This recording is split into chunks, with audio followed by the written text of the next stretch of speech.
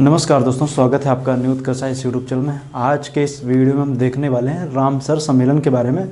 हालांकि मैं इस वीडियो में रामसर सम्मेलन के अंतर्गत उन तथ्यों को बताऊंगा जो परीक्षा की दृष्टि से इम्पोर्टेंट भी और ख़ास करके उत्तर प्रदेश के संदर्भ में जब हम देखेंगे तो हाल ही में एक नया रामसर सम्मेलन मतलब रामसर साइट एक नई बनी हुई है जिसको हम बोलते हैं हैदरपुर आर्द्रभूमि, उसका हम जिक्र करेंगे और थोड़ा सा आर्द्रभूमियों के बारे में हम आपको चीज़ें बताएंगे कि आखिर रामसर सम्मेलन क्या है और रामसर आर्द्रभूमियाँ क्या होती हैं और उनके तहत कौन कौन से मानक हैं उनका हम जिक्र करेंगे।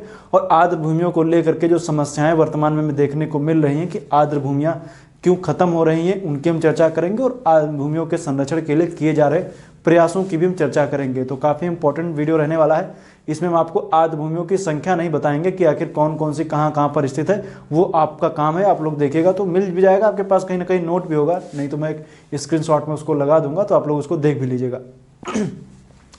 तो आइए देखते हैं आर्द्रभूमियों पर रामसर सम्मेलन, आखिर इस रामसर सम्मेलन की जरूरत क्यों पड़ी उसकी हम चर्चा करेंगे। दरअसल देखेंगे तो अंतर्राष्ट्रीय स्तर पर जो वेटलैंड हुआ करते थे तो वो आर्द्रभूमियां मतलब वेटलैंड मतलब जहाँ पर पानी वगैरह भरा रहता हो, करीब वर्ष के 8 महीने तक लगभग पानी भरा रहता हो, तो उन जगहों की जब हम बात करेंगे तो वो क्या हो रही थी, धीरे धीरे खत्म हो रही थी और उसके खत्म होने के पीछे कई सारे कारण थे। तो एक अंतर्राष्ट्रीय स्तर पर एक सम्मेलन का आयोजन होता है जिसको हम बोलते हैं रामसर सम्मेलन। रामसर दरअसल ईरान का एक शहर है जो हम देखेंगे तो हमें देखने को मिलता है ईरान में और काफ़ी कैस्पियन सागर के तट पर स्थित है भी, मैं बता दूं आपको। और वहाँ पर एक सम्मेलन बुलाया जाता है, उस सम्मेलन में बहुत सारे देश भाग लेते हैं और ये सम्मेलन 1971 में होता है। और रामसर सम्मेलन 1971 में जब ये होता है तो उसमें दरअसल क्या होगा कि जब अभी तक हो रहा था कि जो वेटलैंड थे हर देश अपने स्तर पे तो प्रयास कर रहा था, लेकिन अंतर्राष्ट्रीय मानकीकरण कुछ था नहीं, कोई देश प्रयास कर रहा था कोई नहीं कर रहा था, ये स्थिति बनी हुई थी। तो उसको लेकर के एक सम्मेलन बुलाया गया और ये एक बात सामने निकल कर आती है कि ऐसी जगहों को चुना जाए, वैश्विक स्तर पर ऐसी जगहों को चुना जाए जो वेटलैंड के लिए महत्वपूर्ण है, उनको उनका दर्जा दिया जाए, वेटलैंड का रामसर साइट का दर्जा दिया जाए। और जब रामसर साइट का जब उनको दर्जा दिया जाएगा तो वहाँ की सरकार वगैरह उसको संरक्षण करने के लिए प्रयास भी करेगी और प्रयास करने के साथ साथ अगर जो वो संरक्षण नहीं कर पाती है तो उसको लेकर के उसको मॉन्ट्रिक्स रिकॉर्ड में डाल दिया जाएगा और वो पूरी वैश्विक पटल पर वो नज़रों में आ जाएगा कि ये जगह थी वेटलैंड है जिसका संरक्षण नहीं हो पा रहा, वो मॉन्ट्रिक्स रिकॉर्ड में आ गई है। तो और दूसरी बात ये भी कि हर देश में एक कंपटीशन होगा कि उसके कितने देश रामसर साइट में आ जाए, उसके संरक्षण के लिए कौन सा प्रयास कर रहे हैं। इन सभी स्थितियों को देखते हुए रामसर सम्मेलन का आयोजन किया गया और ये बात कही गई कि एक अंतर्राष्ट्रीय स्तर पर वेटलैंड की घोषणा की जाएगी। हालांकि रामसर जो सम्मेलन होता है वो समझौता लागू होता है 1975 में और ये रामसर समझौता 1975 में लागू होता है, लेकिन इसमें भारत 1982 में शामिल होता है। तो 1982 में भारत शामिल होता है और ये चीज़ आप याद रखिएगा। रामसर सम्मेलन कब का? 1971 का। रामसर ईरान का शहर है। रामसर समझौता लागू हुआ 1975 में और भारत शामिल हुआ 1982 में। और दूसरा है कि 2 फरवरी को वेटलैंड डे मनाया जाता है। वेटलैंड डे आप जान रहे हैं, वेटलैंड दिवस मनाया जाता है, तो ये 1997 से मनाया जाता है, याद रखिएगा। तो 2 फरवरी को वेटलैंड डे मनाया जाता है जिसके आप करंट अफेयर में हर वर्ष पढ़ते भी रहते हैं कौन कौन सी थीमें वगैरह रही हैं। और लेकिन ये 2 फरवरी को रामसर सम्मेलन 1971 वाला आयोजित हुआ था, इसलिए आर्द्रभूमि दिवस 1997 से पर ईयर 2 फरवरी को मनाया जाता है, मतलब हर साल 2 फरवरी को मनाया ही जाता है, इसको याद रखिएगा। अब आर्द्रभूमियों के जो धीरे धीरे खत्म हो रही है आर्द्रभूमियों के, उसको लेकर के कारण क्या हैं उनकी हम चर्चा करेंगे। और आइए देखते हैं कि आखिर आर्द्रभूमियों की कमी के कारण क्या हैं, कौन कौन सी गतिविधियां हैं जो आर्द्रभूमियों के खत्म होने के पीछे कारण है। तो आइए देखते हैं कौन कौन। सबसे पहले हम देखेंगे कृषि। आप जान रहे हैं कि हम उन जगहों की बात नहीं कर रहे हैं जो संरक्षित हैं, जो संरक्षित नहीं है उनकी बात करें। संरक्षण में सरकारी संरक्षण जब प्राप्त हो जाता है तो उस जगह पर कोई दखल नहीं देता है। हालांकि देखे होंगे कि सरकारी संरक्षण में भी बहुत सी ऐसी चीज़ें होती हैं जिनमें लोग दखलंदाजी करते हैं। लेकिन बात करेंगे कृषि की, तो आर्द्रभूमियों की कमी के पीछे कारण क्या है? अगर जो मान लीजिए कोई खेत खलिहान पड़ा हुआ है जहाँ पर पानी भरा हुआ है तो आदमी क्या करता है, उस जगह पर अब अतिक्रमण करके वहाँ पर खेती वगैरह कर लेते हैं। या मान लीजिए कोई तटीय क्षेत्र में के पास में है तो वहाँ पर बांध वगैरह बना दिया गया, एक बंधा टाइप का बना दिया और वहाँ पर खेती वगैरह करने दे रहे हैं। तो नदी का पानी बाढ़ का आ जा रहा है तो वहाँ पर बांध दिया गया, तो वो क्या होता है कि उससे वेटलैंड में कमी आती है। कृषि एक मुख्य कारण है। ठोस अपशिष्ट आप देखे होंगे अपने आसपास शहर में जहाँ भी रहते हैं, जहाँ पर देखेंगे शहर से थोड़ा दूर खाली स्थान है, थोड़ा सा गड्ढा टाइप का है, तो वहाँ पर पूरे शहर का कचरा वहीं भर दिया जाता है। तो जैसे लखनऊ में ही मैं बता दूं तो IIM रोड पे देखेंगे तो यहाँ पर भी एक पूरा पहाड़ जैसा बन गया है। तो कचरे क्या होते हैं कि ठोस अपशिष्ट लगभग इसी तरीके की जगहों पर क्या कर दिया जाता है कि डंपिंग कर दी जाती है। तो वहाँ पर क्या होता है कि ठोस अपशिष्ट जो होते हैं उनकी जो खाली जगह पड़ी होती है उसमें भर देते हैं। कूड़ा भरना या यहीं की बात नहीं, अपने ग्रामीण स्तरों पर छोटे छोटे जगहों पर भी देखेंगे तो कूड़े घर जो बनाए जाते हैं, छोटा छोटा जगह पड़ी में कूड़ा डाल दिया गया। तो आर्द्र भूमि या खाली जगह पड़ी हुई तो कहते हैं कि वैसे भी यहाँ पे मच्छर वच्छर आएंगे तो उसको पाट के खत्म ही कर दो। तो मिट्टी उट्टी डाल वाल के उसको ठोस अपशिष्ट वगैरह वहीं डाल दिया था।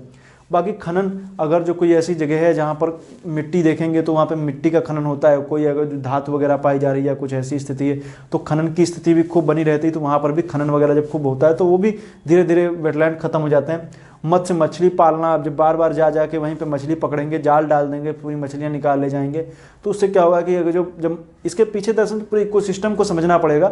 अगर कोई तालाब है, तालाब से अगर जो मछलियाँ गायब हो जाएंगी तो मछलियाँ जब गायब हो जाएंगी तो मछलियों के गायब होने की वजह से वहाँ पर पक्षी वगैरह जो मछलियों को खाते हैं वो नहीं आएंगे, फिर उससे क्या होगा पूरा इकोसिस्टम ही प्रभावित हो जाता है। तो मछलियाँ, मत्स्य को लेकर के भी काफ़ी ज़्यादा इंपॉर्टेंट है कि मछली पकड़ना भी वो कमी के कारण है। मच्छर नियंत्रण, अब देखे होंगे आसपास की जगहों पर आप देखिए तो मच्छरों को लेकर के अभी जैसे सितंबर अक्टूबर नवंबर का महीना चलता है तो खूब मच्छरों का प्रकोप बढ़ जाता है। तो छिड़काव से लेकर के बहुत जगहों पर होता है कि जहाँ पे खाली पानी है उसको ख़त्म कीजिए, ताकि आप देखिए टीवी पर ऐड वगैरह भी, सरकारी ऐड वगैरह भी आने शुरू हो जाते हैं कि खाली पानी कहीं पे भरने मत दीजिए। तो वेटलैंड तो मच्छरों का एक घर एक तरीके से कह सकते हैं। वहाँ पर काफ़ी ज़्यादा पानी इकट्ठा होता है। पानी इकट्ठा होने की वजह से वो क्या होता है कि एक तरीके से कह सकते हैं मच्छरों का घर है। जब मच्छरों का घर है तो उससे कई बीमारियाँ भी फैलती, इसलिए धीरे धीरे देखेंगे तो वेटलैंड वगैरह पे जहाँ पानी स्थिर हो रहा है तो उसको भी धीरे धीरे क्या किया जाता है कि कह सकते हैं मच्छरों को नियंत्रण के चक्कर में भी काफ़ी ज़्यादा उसको नियंत्रित कर दिया जाता है। दूसरा पर्यटन, अब पक्षी जहाँ पर आ रहे हैं वहाँ पर आप डेली ले जा करके नाव पहुँच जा रहे हैं। पर्यटन को बढ़ावा जब मिलता है तो इस वजह से वहाँ पर आर्द्र भूमियों में कमी भी हमें देखने को मिलती है कि उसके संरक्षण को लेकर के, जैसे मान लीजिए कोई आदमी पूरा है तो वहाँ पर अब अगर जो सेंचुरी वगैरह कोई जो बनाई जाएगी तो लोग घूमने भी आएंगे। जब घूमने आएंगे तो अगर जो उसको अंदर जाना है किसी को तो नाव लेके चले गए या कुछ भी ऐसी स्थिति बनती है तो पर्यटन को बढ़ावा, आप मान लीजिए वहाँ पे गए तो रुकने की भी मान लीजिए व्यवस्था है तो आदमी क्या करें, मच्छर काट रहा है तो छिड़काव कर दिए मच्छरों का, मच्छर भी खत्म कर दिए गए। तो उससे क्या होता है, उससे भी खतरा हमें देखने को मिलता है पर्यटन। बाकी बाढ़ वगैरह है, अगर जो कोई वेटलैंड क्षेत्र है वहाँ पर बाढ़ आ गई तो वहाँ के पूरा कह सकते हैं कि सब कुछ अस्त व्यस्त हो जाता है, जनजीवन। दूसरा सूखा है, सूखे की स्थिति भी रहती है। अगर जो सूखा हो जाएगा तो पानी की कमी हो जाएगी, और पानी की कमी होगी तो वेटलैंड, वेट कहाँ रहेगा, वो तो ड्राई लैंड हो जाएगा। समुद्री जल स्तर का बढ़ना, समुद्री जल स्तर का बढ़ना, अगर जो कोई समुद्र की तटी के आसपास का कोई वेटलैंड है, समुद्र का स्तर बढ़ेगा तो वेटलैंड को ख़त्म कर देगा, सीधी बात है। अगर जो खारे पानी के कह सकते हैं कि वहाँ पर अगर जो बहुत ज़्यादा समुद्री पानी आ जाएगा तो मान लीजिए खारा पानी नहीं है तो वहाँ पर इकोसिस्टम बिल्कुल चेंज हो जाएगा। तो समुद्री जल स्तर बढ़ने से भी ऐसी समस्याएं आती। हालांकि इसमें और भी देखेंगे तो चक्रवात वगैरह आ जाए तो पूरे इकोसिस्टम ही वहाँ का बदल देगा, पूरी पानी का इधर का उधर कर देगा। तो ये सब चीज़ें रहती हैं, जल स्तर, समुद्री जल स्तर का बढ़ना, सूखा, बाढ़, ये सब चीज़ें क्या होती हैं, वेटलैंड की कमी के पीछे कारण है। तो इनको आप याद रखिएगा, आर्द्र भूमियों की कमी के कारण है। अब हम देखेंगे कि आखिर मॉन्ट्रिक्स रिकॉर्ड क्या है। मॉन्ट्रिक्स रिकॉर्ड होता है कि दरअसल मान लीजिए जैसे कोई क्षेत्र है उसको संरक्षण के लिए कह सकते हैं मानवीय अतिक्रमण की स्थिति बन गई है या पर्यावरणीय प्रदूषण की स्थिति में उस वेटलैंड को खतरा है, उसको लेकर के एक रिकॉर्ड जारी किया गया, मॉन्ट्रिक्स रिकॉर्ड। तो इसमें क्या होता था कि मॉन्ट्रिक्स रिकॉर्ड में अगर जो किसी क्षेत्र को शामिल कर दिया गया है तो मतलब उस वेटलैंड को खतरा है। खतरा किससे, मानवीय गतिविधियों से या मानवीय अतिक्रमण से या फिर पर्यावरणीय प्रदूषण से। तो इसको लेकर के भी हुआ कि अब जब इसमें शामिल किया जाएगा तो वहाँ की सरकार, लोकल स्तर पर लोग तो वो क्या करेंगे, उसको संरक्षण के लिए प्रयास करेंगे। जिसके तहत हम देखेंगे तो भारत में देखें तो यहाँ पर दो हैं, केवला देव है, लोकटक झील है। इससे पहले एक देखेंगे तो चिल्का झील भी थी जिसमें गाद का जमाव हो गया था। गाद के जमाव की वजह से क्या हो गया था, उसको शामिल किया गया था, लेकिन सरकार के प्रयासों से और वहाँ के लोकल कम्युनिटी के प्रयासों से कह सकते हैं वहाँ पर गाद से ख़त्म करके वहाँ पर जो मॉन्ट्रिक्स रिकॉर्ड से चिल्का झील 2002 में हटा दिया गया था वहाँ से, मॉन्ट्रिक्स रिकॉर्ड से। लेकिन केवलादेव और लोकटक झील अभी भी हैं, इन दोनों को आप याद रखेगा। मानवीय अतिक्रमण और पर्यावरणीय प्रदूषण की स्थिति बनेगी जिससे पर्यावरणीय प्रदूषण के कारण वहाँ के पारिस्थितिक तंत्र पे पूरा खतरा मंडराने लगे, तो उसके लिए मॉन्ट्रिक्स रिकॉर्ड जारी किया जाता है और एक तरीके से कह सकते हैं रेड डाटा लिस्ट टाइप की होती है, इसमें नाम दर्ज कर दिया जाएगा तो आपके उस वेटलैंड को खतरा है। तो ये तो हो गई बातें जो मैंने बताई आपको वेटलैंड से संबंधित, इनको याद रखेगा। और देखेंगे वेटलैंड में बहुत से देखें तो वहाँ पर जलीय जीव वगैरह पाए जाते हैं, खास करके पक्षी वगैरह की कई सारी ढेर सारी प्रजातियां पाई जाती हैं। इन सब आप भारत में देखेंगे तो करीब 47 हैं, उनमें से देखेंगे तो कि इंपॉर्टेंट आप लोग इससे पहले वीडियो डाली जा चुकी है, उनको आप देख लीजिएगा। सांभर झील, चिल्का झील, बहुत सारे हैं, इनको आप लोग याद रखेगा। तो आइए देखते हैं यूपी की जब बात करेंगे तो यूपी का सबसे पुरानी जो है वेटलैंड जो है ऊपरी गंगा नदी का बुलंदशहर का क्षेत्र जो है वो नरोड़ा के आसपास का, तो वो क्षेत्र है। बाकी बात करेंगे तो कौन कौन से ये देख लेते हैं। ऊपरी गंगा नदी याद रखिएगा, बुलंदशहर, सूर सरोवर झील या इसको कीथम झील भी बोलते हैं, आगरा में है, ये वाली लोकेशन आगरा। समान पक्षी विहार मैनपुरी में है, ये देखिए लोकेशन मैनपुरी की देखेंगे तो उसी के नीचे दिखेगा। और ये सरसई नावर झील इटावा में है, ये भी याद रखिएगा। नवाबगंज पक्षी विहार उन्नाव में है और समसपुर पक्षी विहार रायबरेली में है। सांडी पक्षी विहार हरदोई, हैदरपुर आर्द्रभूमि बिजनौर, ये भी इसके बारे में चर्चा करेंगे।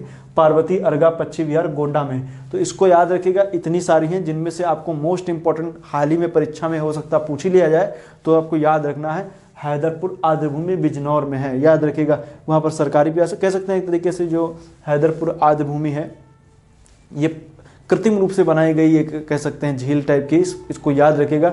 सरकारी प्रयासों से और लोकल कम्युनिटी सबका योगदान रहता है उसके प्रयासों में, तो उसकी वजह से ये आज ये कह सकते हैं कि ये आर्द्रभूमि में है। तो टोटल मिलाकर के यूपी में कुल 9 आर्द्रभूमि है, जिनमें से सबसे पहली जो थी वो ऊपरी गंगा है और सबसे लास्ट में जो भी लेटेस्ट बनी वो हैदरपुर आर्द्रभूमि है। तो इसको याद रखिएगा, मिलाने के लिए पूछा जा सकता है कि हैदरपुर आर्द्रभूमि कहाँ पर है। तो हैदरपुर आर्द्रभूमि जो हम देखेंगे तो कहाँ पर पड़ेगी, बिजनौर में पड़ेगी।